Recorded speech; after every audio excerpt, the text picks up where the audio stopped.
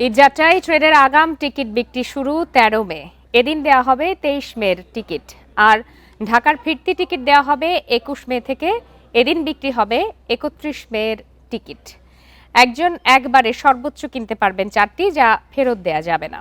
Rail সচিব ফাহিমুল ইসলাম জানান, যাত্রার দিন স্টেশনের কাউন্টার থেকে শোভন ও শোভন চেয়ারের মোট আসনের ২৫% পর্যন্ত স্ট্যান্ডিং টিকিট দেয়া হবে।